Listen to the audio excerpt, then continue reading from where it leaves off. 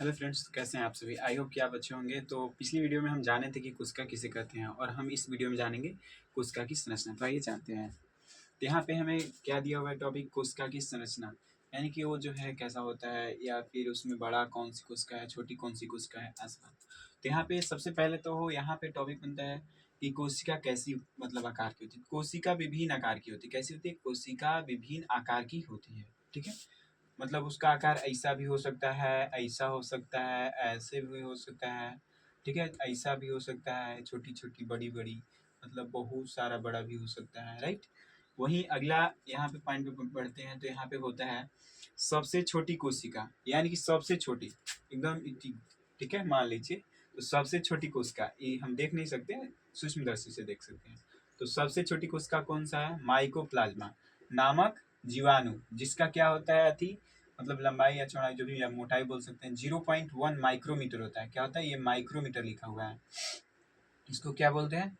Micrometer. ठीक है, micro, या फिर इसको हिंदी में लिख देते हैं हम, माइक्रोमीटर बोलते हैं। क्या बोलते हैं? माइक्रोमीटर कहते हैं। ठीक है, वहीं आगे हम देखते हैं तो यहाँ पे होता है सबसे बड़ी कोशिका। सबसे बड़ी कोशिका, तो सबसे बड़ी कोशिका किसे कहते हैं? तो शुतुरमुर्ग का अंडा।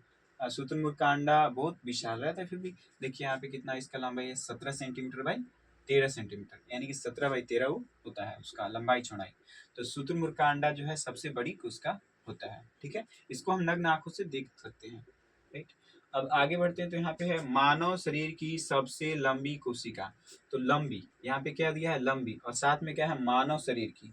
तो मानव शरीर की सबसे लंबी कोशिका क्या होती है? तंत्रिका कोशिका होती है। क्या होती है? तंत्रिका कोशिका होती है। इसकी लंबाई कितना होता है? तो 1 मीटर होता है। कितना है ये लिखा हुआ? 1 मीटर। ठीक है, 1 मीटर होता है इसकी लंबाई, मानव शरीर की तंत्रिका तंत्र की। वहीं अगला टॉपिक पे बढ़ते हैं तो यहाँ पे होता है कोशिका और कोशिका जब मिलते हैं, मतलब बहुत सारे कोशिकाएं मिलकर किसका निर्माण करती है? ऊतक का निर्माण करती है। ठीक है, बहुत सारे कोशिका मिलकर ऊतक का निर्माण करती है। ठीक है, और वहीं ऊतक और ऊतक मिलकर किसका निर्माण करती है? अंग का। ठीक है, ऊतक और ऊतक मिलकर किसका निर्माण करती है? अंग का।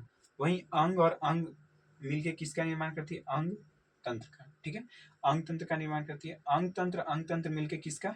जीव का। जैसे हम क्या है? जीव है। तो हमारा निर्माण कैसे हुआ है?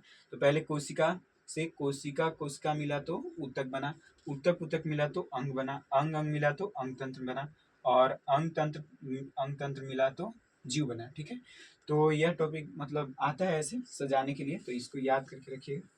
ठीक है, आगे बढ़ते हैं। यहाँ पे तो है, यहाँ पे सभी कोशिकाओं के 3 मुख्य घटक हैं, यानी कि सभी कोशिकाओं में ये 3 चीजें मतलब पाई जाती हैं। कौन कौन है? कोशिका झिल्ली, कोशिका द्रव्य और केंद्र। कोशिका झिल्ली, कोशिका द्रव्य और केंद्र। ठीक है,